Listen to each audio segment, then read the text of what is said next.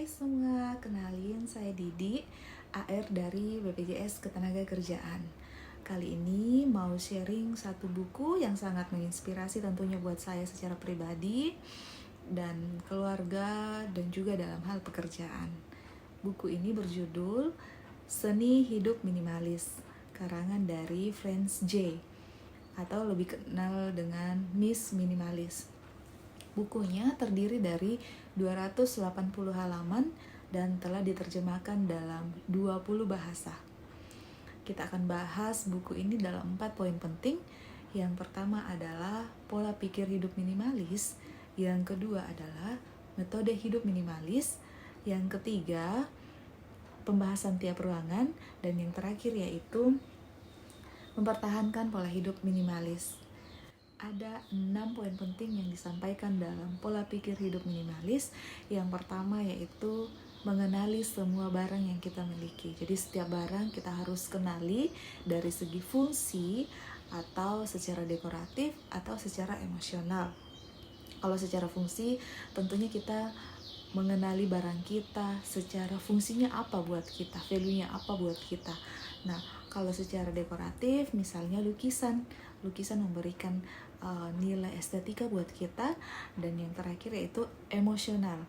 Jadi kalau emosional misalnya kita memiliki barang tersebut karena barang tersebut adalah pengindalan dari orang terkasih. Jadi mungkin kita diberikan pada saat beliau masih ada dengan kita. Nah, setelah tidak ada, barang tersebut memiliki ikatan emosional dengan kita, makanya kita bisa menyimpan barang tersebut. Metode hidup minimalis memberikan penjelasan secara streamline dalam 8 poin pembahasan. Yang pertama yaitu konsep beres-beres. Nah, ini yang paling sering kita lakukan, yaitu memilah barang kita, mana barang yang akan kita simpan, mana barang yang kita donasikan, mana barang yang akan kita jual, atau mana barang yang akan kita buang karena memang barang tersebut sudah tidak memiliki value kalau untuk kita simpan secara pribadi maupun kita berikan kepada orang lain. Nah, yang kedua yaitu semua barang punya tempat.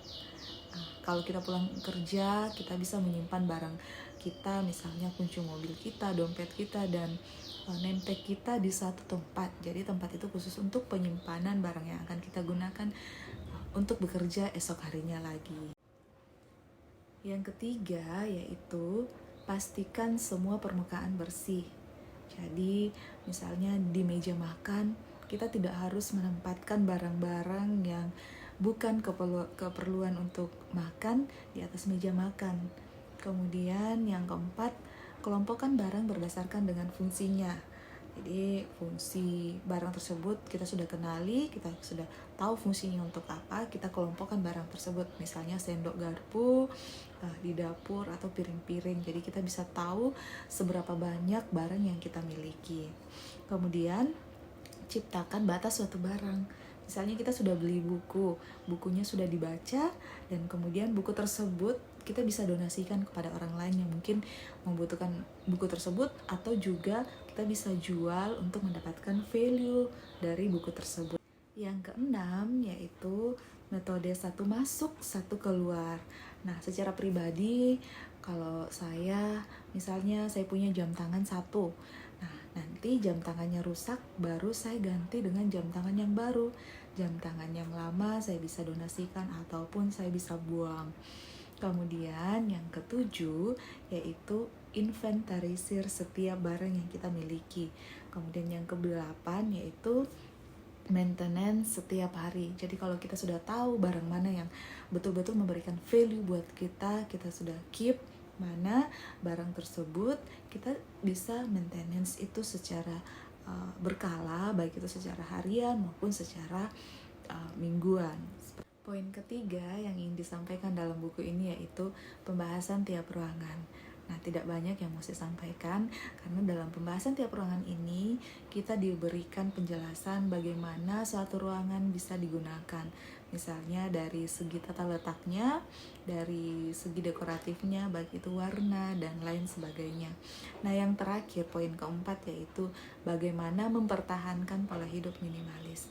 Kalau kita sudah bisa menjalaninya dengan baik, kita bisa sharing dengan orang lain, misalnya kepada keluarga kita, apa manfaat yang telah kita terima setelah menjalani konsep hidup minimalis ini, dan tentunya bagaimana step by stepnya untuk menjalani konsep hidup minimalis, tentunya lewat buku Seni Hidup Minimalis. Nah, itu saja dari saya. Sekian dan sampai jumpa.